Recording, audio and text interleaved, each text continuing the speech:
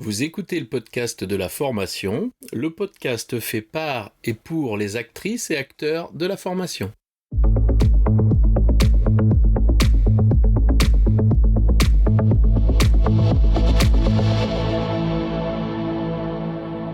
Bonjour et bienvenue.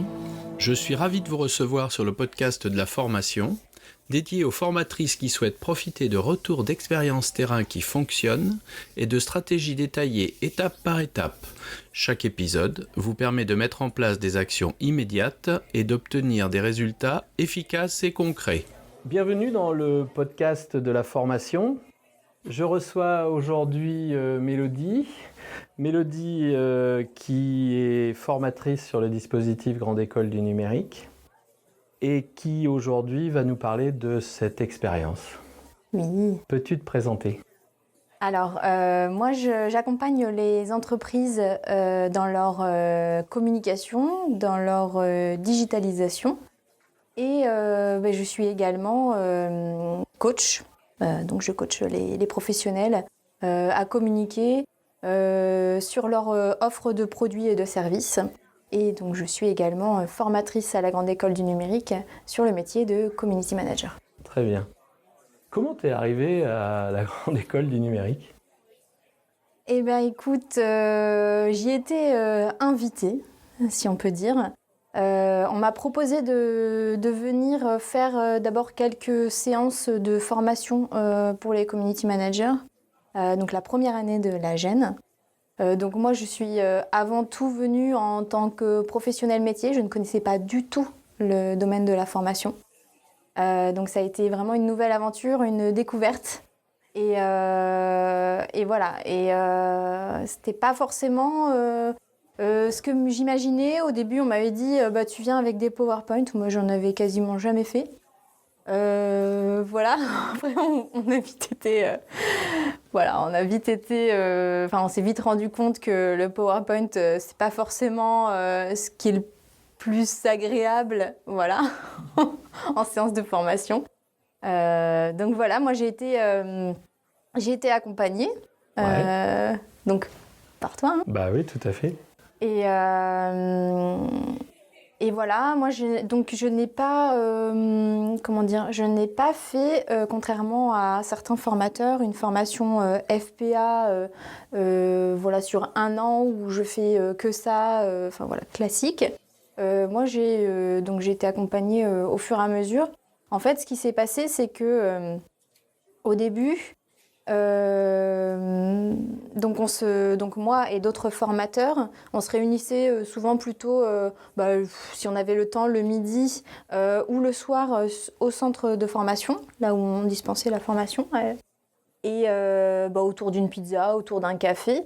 Et donc, on venait faire des ateliers pour découvrir comment créer une formation, comment créer une séquence de formation. Quelles activités vont permettre de mettre en pratique les compétences pour pouvoir évaluer les apprenants. Ça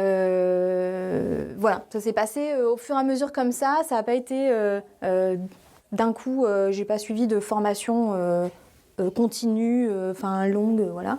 Mais ça a été au compte-gouttes, petit à petit, des petits ateliers au début, et puis surtout des réponses à mes questions, quand j'avais besoin. Quand je rencontrais un problème, ou quand j'avais besoin, que j'avais un doute, pas d'idée d'activité, des choses comme ça, une problématique de mes apprenants sont absents, qu'est-ce que je fais, comment je fais pour les accompagner, voilà. La particularité de la Grande École du Numérique, c'est d'avoir reconstitué au sein de notre unité une agence de communication. On s'est rendu compte que l'idée, c'était de contextualiser les apprentissages à une réalité. C'était d'autant plus facile puisque nous avions des clients. Et donc, du coup, comme tu l'as souligné, le côté métier, tu le détiens. Tu es une professionnelle, bien sûr. Et là, du coup, tu arrives dans ce monde de la formation. Est-ce que tout de suite, tu as senti ce besoin de te former ? Oui, en fait, ça n'a pas été un besoin de me former, mais j'ai vite rencontré des problématiques. D'accord. Et je me suis dit qu'il devait me manquer quelque chose pour pouvoir résoudre cette problématique-là. D'accord. Concrètement, imaginons que tu as une problématique, ça se passait comment? Tu faisais quoi? Et quand c'était comme ça, je te sollicitais en fait, hein, voilà. Et puis quand on avait un moment, on se posait pour que tu puisses répondre à ma question. Donc moi j'ai le souvenir quand même que tu faisais beaucoup de schémas pour expliquer les concepts, ce qui était relativement pratique parce que c'est vrai que tu m'aurais donné des fiches, des documents, est-ce que j'aurais eu le temps de les lire? Est-ce que j'aurais compris?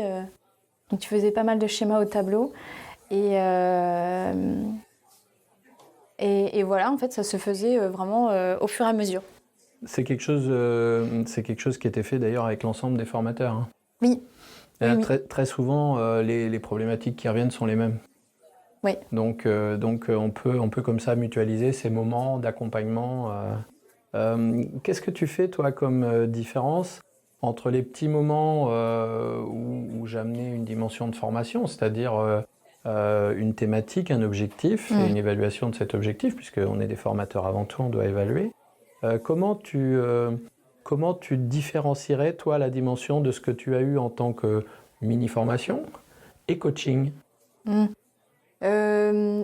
Les mini-formations, où on était là tous ensemble, c'était vraiment pour acquérir des compétences absolument indispensables, dont on ne connaissait pas le besoin, en fait. C'est pas forcément un besoin qu'on rencontrait. Vraiment dans des dimensions vraiment nécessaires. Je pourrais te citer par exemple l'alignement de Biggs. Quelles activités je mets en œuvre pour pouvoir évaluer les compétences acquises par les apprenants.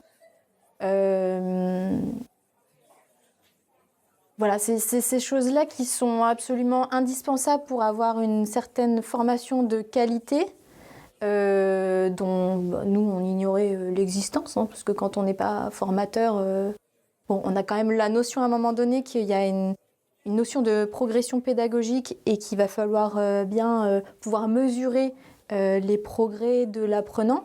Oui. Mais alors comment faire, si ce n'est quand on est à côté des apprenants, qu'ils font les activités, regarder avec eux, etc. Mais après, c'est de l'ingénierie pédagogique quelque part. Donc, Oui, tout à fait. Quand on a commencé la grande école, tout allait bien, et puis en plein milieu, on a chopé le Covid. Qu'est-ce qui s'est passé là à ce moment-là? Eh bien, écoute, ce qui a changé, c'est que jusqu'à présent, on faisait du blended learning. C'est-à-dire? C'est-à-dire qu'on avait 2 jours en présentiel à la Grande École du Numérique, dans les locaux, et 2 jours de distanciel où là, les apprenants réalisaient les activités en autonomie, avec bien sûr un syllabus, qui est une trame au final. Oui. Avec les objectifs, la durée par exemple des activités, les activités qui vont permettre ensuite d'évaluer l'acquisition des compétences. Et donc de ce système-là, on est passé à du full distanciel, Oui. complètement de l'e-learning, où du coup on était là le matin en visio avec les apprenants. Pas facile au début, dans le sens où moi j'étais pas hyper familière avec les outils de visio, contrairement à ce qu'on pourrait penser. On peut passer des entretiens, des échanges en visio, ça oui, mais de là à former avec un outil de visio, on ne peut pas former toute la journée en visio, c'est pas possible. On va dire qu'au bout d'1 heure grand max, les apprenants ils en peuvent plus, quoi. Ils en peuvent vraiment plus. Nous non plus. Oui, nous non plus. Nous non plus. Donc il a fallu vraiment quelque part, ça n'a pas été si difficile que ça parce que nous, on était déjà aguerris aux outils du digital quand même. Et dans notre métier, on travaille forcément avec des outils de travail collaboratif, avec un petit peu de visio. Mais tout de même, le e-learning n'a rien à voir avec ce qu'on faisait en présentiel. Et donc là, on a vraiment eu besoin d'aide, en fait, d'être coaché et de savoir comment est-ce qu'on allait faire en sorte, premièrement, de garder nos apprenants connectés, que nos apprenants Reste dans le suivent. dispositif, ouais. Voilà, réussissent à suivre et à ne pas lâcher, sachant que on était confinés et que on n'a pas forcément tous aussi un environnement favorable à faire à faire de la visio. Il fallait vérifier qu'il y ait une bonne connexion internet, etc. Enfin voilà. On n'y pense pas tout de suite, mais effectivement, on s'en est assez vite rendu compte. Et puis deuxièmement, comment faire en sorte que ça soit attractif, que ce soit pas rébarbatif, et que quand même les apprentissages puissent être poursuivis en fait. La particularité de ce dispositif GEN, c'est d'enseigner les métiers du digital. Donc l'outil digital est au cœur de la pratique, donc ça nous a, je vais dire, un petit peu facilité la tâche, parce que si on avait fait maçonnerie, ça aurait été plus compliqué de les avoir là. Effectivement, tu relèves le fait que il a fallu qu'on prenne en compte les environnements des apprenants chez eux. On a eu quelques difficultés avec quelques familles où il n'y avait pas de respect de l'apprenant au travail. Peut-être des fois qu'une seule connexion Internet, voire qu'un seul téléphone, voire qu'un seul ordinateur. Donc des fois on peut rencontrer ça. On a même eu des fois les enfants qui étaient là, parce qu'on a aussi des mamans dans le dispositif, qui étaient là pour perturber un petit peu tout ça. À ce moment-là, là il n'y avait plus question de formation parce que ça s'est passé dans la nuit du 12 au 13, je crois. Et résultat des courses, là il a fallu passer très très vite. C'est là que j'ai déployé plus une stratégie de coaching. Le coaching, c'est du point A au point B le plus rapidement possible, on ne tergiverse pas. À ce moment-là, est-ce que toi, ça t'a perturbé? Est-ce que ça t'a aidé? Est-ce que ça répondait à tes attentes, justement, cette dimension plus coachée que formée, là? Oui. Oui, parce que ça répond aux questions que je me posais et non pas aborder des choses, des éléments plus théoriques, tu veux dire? Plus théoriques. Et puis c'est vrai que ce format-là de coaching, de venir au compte-gouttes, en juste à temps, quand on a besoin, finalement c'est comme avec les apprenants. En fait, si on ne se pose pas la question, on ne va peut-être pas comprendre le pourquoi du comment, de pourquoi on nous raconte ça, pourquoi on nous explique ça. Est-ce que je vais vraiment avoir besoin de ça maintenant? Ça sert à rien ça sert à rien d'entamer des choses alors qu'on va pas en avoir besoin forcément tout de suite, on a le temps d'oublier. Oui, tout à fait. Du coup, tu as pu avoir cet accompagnement dans une dimension de concevoir des dispositifs de formation, des séquences, d'animer des séances aussi. Oui. Animer des séances, donc, que tu disais, on est en blended, donc présentiel, distanciel. Tu as eu aussi le besoin, tu parlais de cet accompagnement des apprenants. Oui. Et du coup, il y avait de l'accompagnement, mais là, comme tu dis, on est avec eux, on voit ce qu'ils font, ils sont à distance, donc quelque chose de différent là encore. Oui. Et puis après, on a toujours, puisque dans le même temps, un malheur n'arrive jamais seul, on a été soumis à Calliope et il a fallu produire, entre guillemets, des contenus conformes, puisque notre centre de formation visait la certification, donc c'était à nous en première ligne de construire des choses qui étaient conformes qualité, quoi. Oui. Tout en respectant bien sûr toute la partie sociétale et environnementale, pas gaspiller, limiter les connexions, etc. etc. Donc tu as vu tout le... En réalité, tu as vu tout le cursus? Oui, c'est ça, tout à fait. Vraiment, oui, de la création de la formation, donc vraiment purement l'ingénierie pédagogique d'intégrer ce blended, le rythme, en fait, le rythme de la formation. Et puis, ces notions aussi, comment dire, plus psychologiques, en fait, de la psychologie de l'apprenant. Combien de temps est-ce qu'il faut pour intégrer de nouvelles compétences, voilà, la courbe de l'oubli, des choses comme ça. Ouais. Jusqu'à créer des séances de formation où il y a des activités qui donnent envie d'être faites, de les motiver.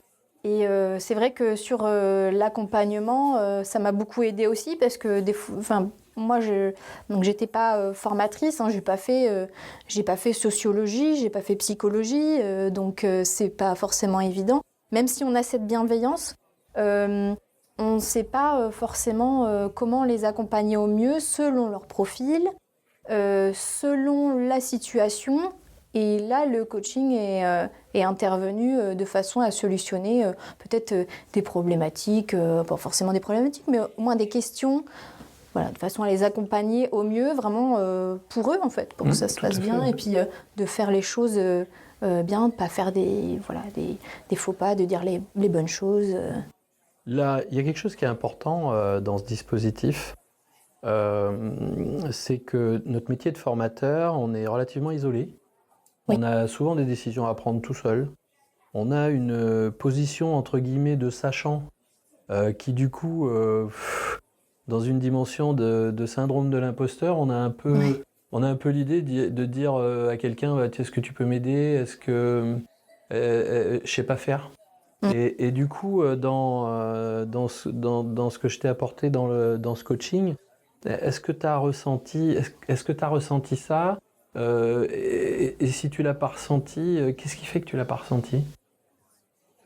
Le syndrome de l'imposteur, forcément, je l'ai eu au début, hein, parce que je me suis dit, mais pourquoi moi? Enfin, je suis pas formatrice, justement, donc comment je vais faire? Et ça tombait très bien qu'on se mette dans une mini-agence de formation où c'est vraiment c'est professionnalisant. Au final, on applique beaucoup. Donc ça, déjà, ça allait. Mais quand même, voilà, de me dire, ouais, je suis pas formatrice. J'avais bien notion quand même qu'il y avait des choses que je ne maîtrisais pas forcément, hein. Et puis, par contre, la position de sachant, en fait, je l'avais pas vraiment, mais je comprends quand même cet état d'esprit où on se dit, ok, donc c'est moi la formatrice. Donc c'est moi qui vais venir en fait leur apporter quelque chose. Je dois savoir les choses parce que là, si je sais pas, imposteur, vraiment. Mais qu'est-ce que je fais là si je sais pas? Donc oui, il y a quand même ce sentiment-là, mais ça s'est vite, justement en discutant ensemble, ça s'est vite estompé parce qu'au final, on se rend compte que si on sait jamais tout. Hein, Oui. déjà, c'est bien de l'admettre. Oui, c'est bien. Et que si on ne sait pas quelque chose, bah, c'est pas grave, parce qu'en fait, on prend la question, on dit, bah voilà, je vais prendre le temps, bien sûr, d'y répondre, je vais chercher, je vais expérimenter, je vais revenir avec une réponse et on va voir ça ensemble. Et ça fait du bien aussi, ça... La particularité du dispositif, une autre particularité, c'est que quand je l'ai conçu, j'ai intégré directement la dimension d'accompagnement et de tutorat dedans, dans sa dimension à la fois d'ingénierie, mais aussi dans sa dimension financière. Ce qui permettait et ce qui m'a permis de rester dans le dispositif à la fois comme formateur intervenant, mais aussi comme coordinateur et formateur de formateurs. Puisque ce qui a été déployé avec vous, c'est une situation de formation en situation de travail, où pendant 3 ans, on est passé par la phase, comme tu l'as dit tout à l'heure, il fallait tout de suite apprendre ce qu'on avait besoin, c'était préparer, animer, parce qu'au début on a besoin de préparer, animer. La deuxième année, c'était plus de l'ingénierie, on est rentré dans cette dimension de fabrication de dispositifs de formation tuilés. Alors tuilés, ça veut dire quoi? Ça veut dire que sur un groupe, les formateurs interviennent à différents moments, à différents endroits, dans une complémentarité, une complétude de compétences. Donc ça, il a fallu apprendre à travailler ensemble, à s'organiser, à regarder comment on pouvait tuiler. Et puis la troisième partie, la troisième année, la dernière année, on est passé dans quelque chose qui était présent depuis la toute première année, qui est l'accompagnement, puisque l'accompagnement est omniprésent tout le temps. Mais sur cette dernière année, on a voulu, ensemble, c'était une volonté, se professionnaliser dans cette dimension d'accompagnement. C'est-à-dire, ce que tu disais tout à l'heure, alors on n'est pas des psychologues, mais être en capacité d'accompagner au mieux l'apprenant dans ce qu'il est lui. Et effectivement, il y a quelques années, quand j'enseignais en FPA, c'était l'accompagnement personnel et professionnel. Les référentiels avaient changé en 2018, ils nous disaient plus un accompagnement professionnel. Tous les formateurs vous diront que quand on n'est pas bien dans sa tête personnellement, c'est compliqué de faire des apprentissages. Donc, il est impossible pour nous de dissocier les deux. Notre priorité, c'est pas la vie privée des gens, mais notre priorité, c'est leur professionnalisation. Mais on est obligé quand même de passer par des étapes où on doit avoir des connaissances, on doit avoir une relation de confiance, il y a des choses qui sont importantes à se concevoir. Et aujourd'hui, qu'est-ce que tu recommanderais, toi, à une équipe de formateurs qui voudrait se positionner dans un dispositif? Toi, il y aura un dispositif à créer, nouveau, là. Qu'est-ce que tu leur dirais? À quoi tu leur dirais d'être attentif? Quelque chose qui t'a aidé, toi? Très bonne question.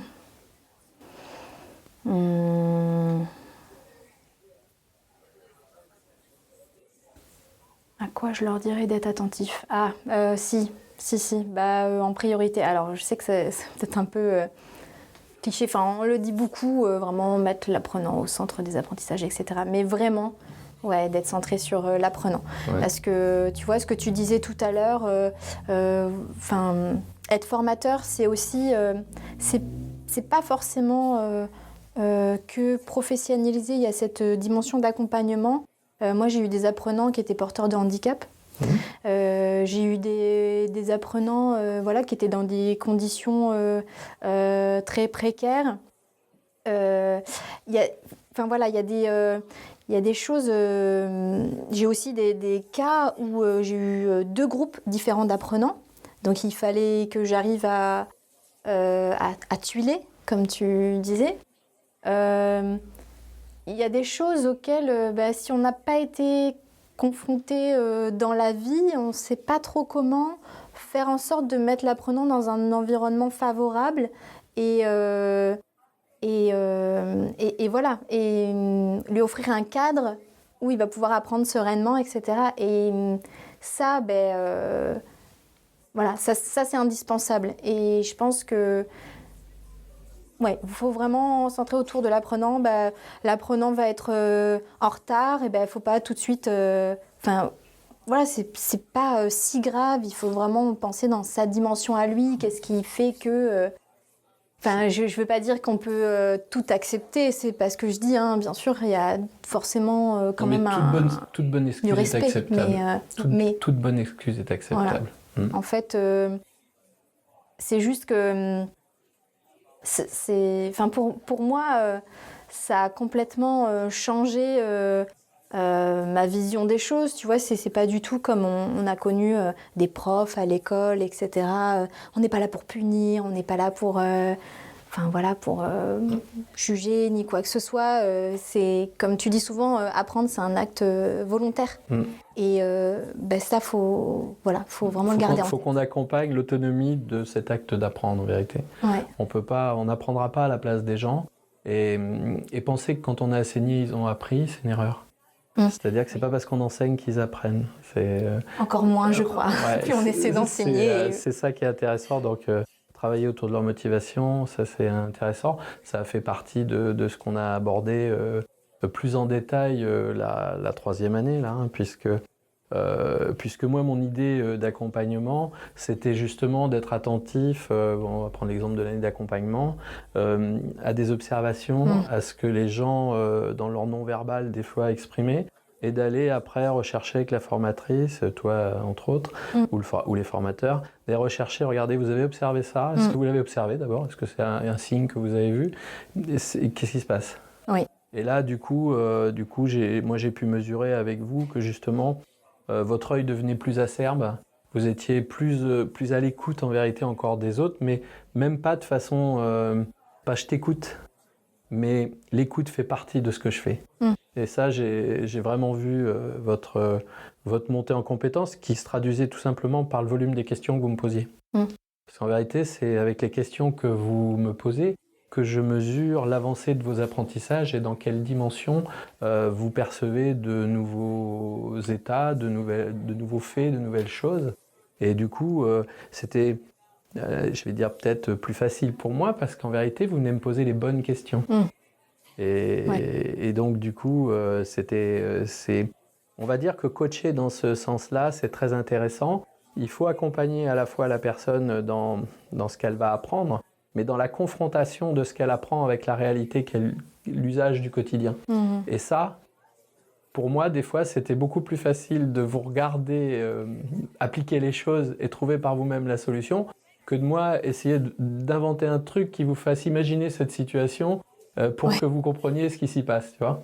Et donc, du coup, c'est ça la partie accompagnement plus coaché, là, elle est intéressante parce que là, on est très efficace. En vérité, et puis moi, j'étais super content parce que je me disais, purée, ils vont vachement vite, quoi.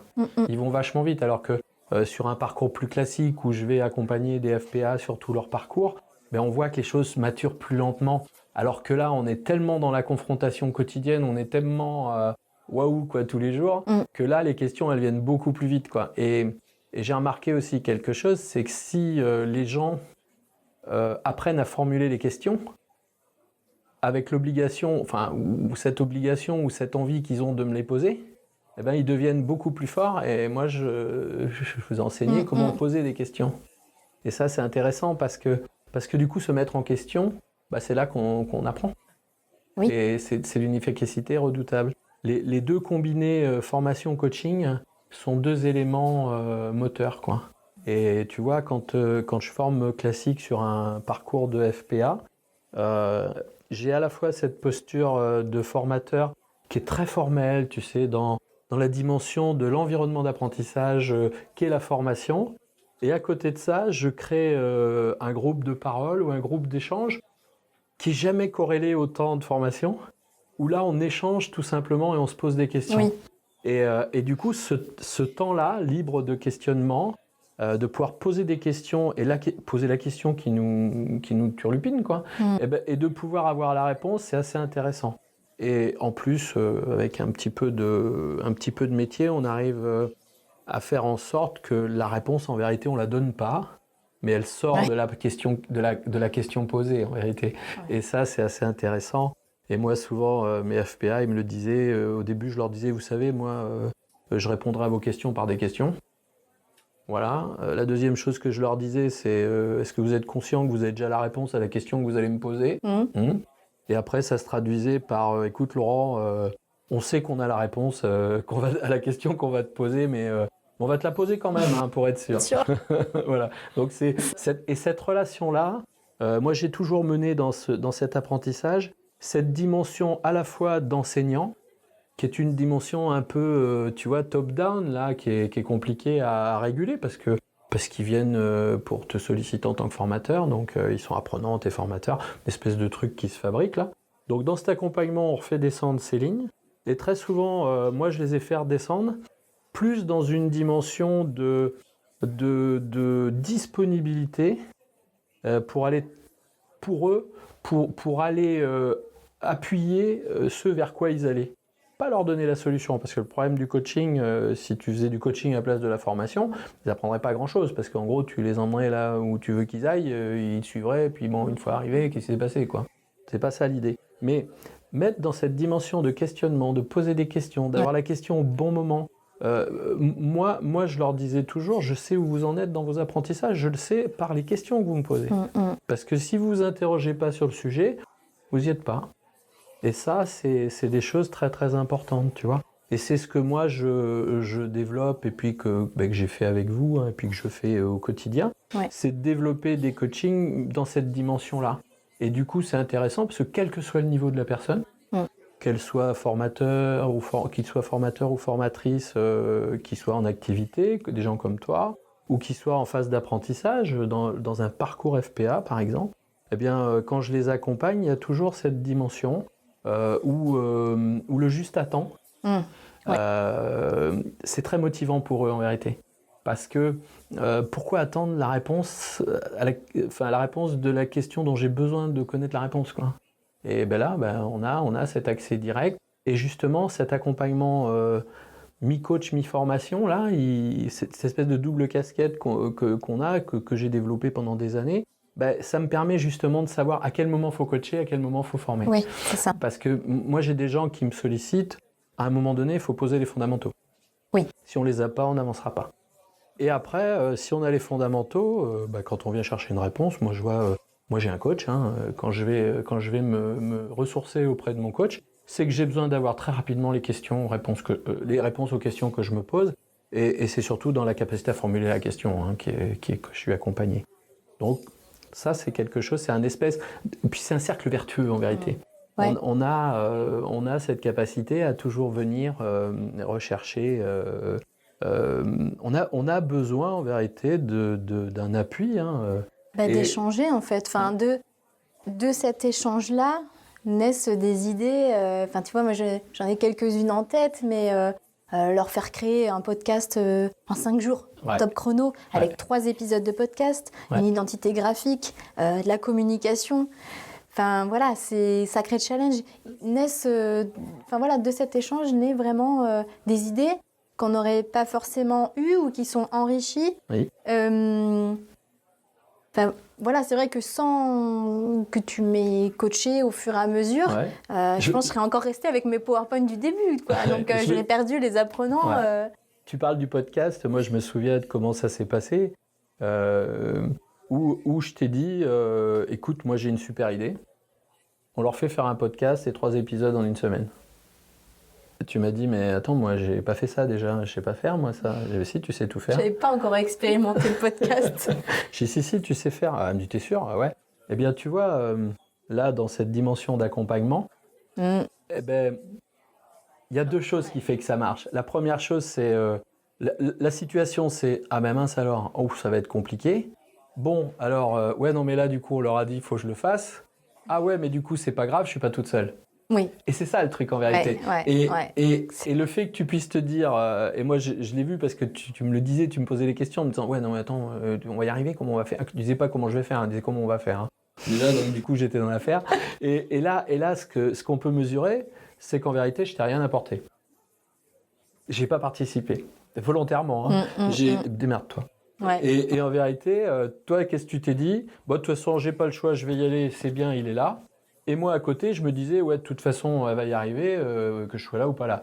Mais du coup, je mesurais le fait que, en gros, tu as un filet de sécurité que tu t'es imaginé. Hein. Bon, en vérité, il est réel parce que tu sais que je t'aurais pas laissé tomber dans l'activité. Mais en vérité, c'est l'effet précipitant voilà, qui était venu. C'était une super expérience, ça, à vivre. Je suis content que tu m'en reparles parce que ce coup-là, d'abord, ça a été très émouvant pour nous parce qu'on a des apprenants qui se sont livrés sur pourquoi ils étaient en formation, le changement que ça faisait dans leur vie. On leur a donné la parole dans un moyen d'expression qu'ils se sont appropriés. Oui. Je crois que c'est ça qui était très intéressant dans l'activité.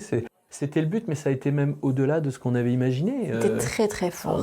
On a vraiment cette dimension-là. Hein. On a une apprenante qui est palestinienne, qui arrive en France, qui apprend à parler la langue, qui vient faire une formation de développeur. Enfin, c'est une sacrée histoire, quoi. C'est pas je vais acheter du pain au coin de la rue, quoi. Et c'est super. On a des mamans de 4 enfants qui sont toutes seules, qui n'ont pas bossé depuis 15 ans, qui viennent, qui prennent cette dimension et qui font ce challenge d'apprendre à nouveau, avec tous les problèmes et toutes les contraintes qu'elles ont. Et là, à ce moment-là, tu vois, même sur les apprenants, c'est qu'un travail de coaching. La première semaine que je fais, cette semaine d'accueil, c'est une semaine de coaching, de prise de confiance en soi, de leur montrer ce que sera le monde, comment il sera une fois qu'ils auront fini, de plus en plus facile chaque année, parce que la première année, il fallait qu'ils nous croient. La deuxième année, il y a ceux qui avaient réussi, qui venaient nous dire il faut y croire, qui venaient leur dire. Et puis là, à la fin, la quatrième année, les gens sont là tout autour de nous, les anciens apprenants, les gens qui veulent redoubler, qu'on prend comme prof. Ça aussi. Ça aussi, c'est extraordinaire, c'est des moments, et d'ailleurs on en parlera sur le podcast, on a David, et David viendra nous expliquer son parcours. David qui au départ était apprenant sur le dispositif et qui est devenu formateur sur le dispositif, c'est des sacrées histoires. Donc ça, on vous le partagera parce que c'est des super moments pour nous, c'est des moments d'humanité, de vie, c'est intense, enfin c'est des trucs géniaux quoi. Voilà. Et donc, former, coacher, mélanger les deux. Oui. Et puis surtout faire que les gens réussissent. C'est ça qui est intéressant. Voilà. Mélodie, quel serait le mot de la fin alors ? Eh bien écoute, merci déjà.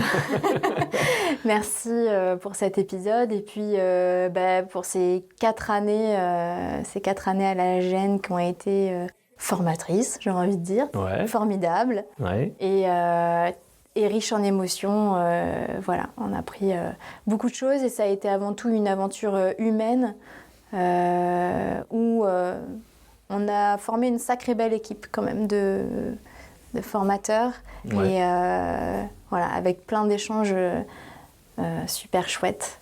Donc si c'était à refaire, on le referait, je pense. Et puis tu sais, il n'y a pas de position dominante.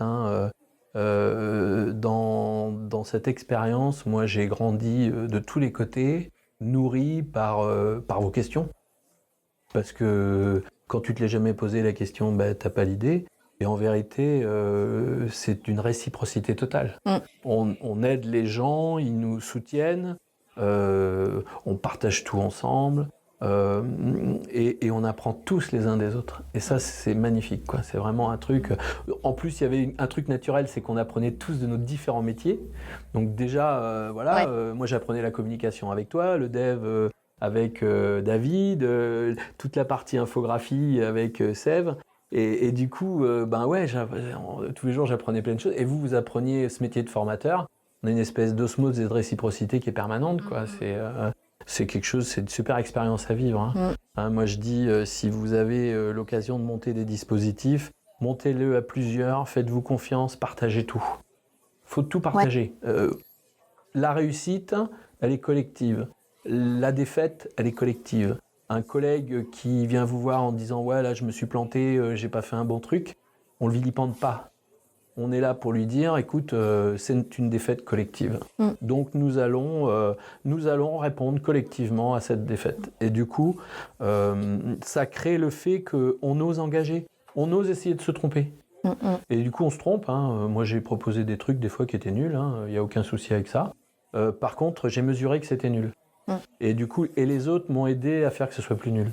Et je crois que c'est cette interaction permanente. On fait un métier qui est magnifique, qui est un métier de partage. On veut tout donner à nos apprenants. Je dirais, moi, in fine, qu'il faut déjà qu'on se donne tout entre nous. Et naturellement, ce qui jaillira retombera sur nos apprenants et valorisera leurs apprentissages. C'est vraiment ça. Et tu vois, j'aurais envie de rajouter... si vous êtes formatrice ou formateur, ne restez pas tout seul. C'est vrai que nous, on était déjà une équipe, donc sur place, mais des fois on peut être seul, intervenir à des moments donnés où il n'y a pas d'autres formateurs qui interviennent en même temps que nous, dans la même salle, etc. Et justement, je pense que cette offre de coaching là qu'on a mis en place suite à ça, ça va servir à ça, à avoir ces échanges-là, à pouvoir débloquer des situations, des problématiques, à pas rester tout seul. Et venez, quoi. Eh bien écoute, oui, venez. Venez sur le hub de la formation, venez écouter le podcast de la formation. Venez regarder si ça vous intéresse des offres de coaching. Venez nous poser vos questions, tout simplement. Venez échanger avec nous. On fait que ça toute la journée. Vous voyez comment ça se passe. C'est des moments qu'on adore faire. On vous attend, on vous souhaite une belle écoute. Et puis, écoutez, on vous donne rendez-vous après pour un prochain podcast de la formation. Ciao. Ciao.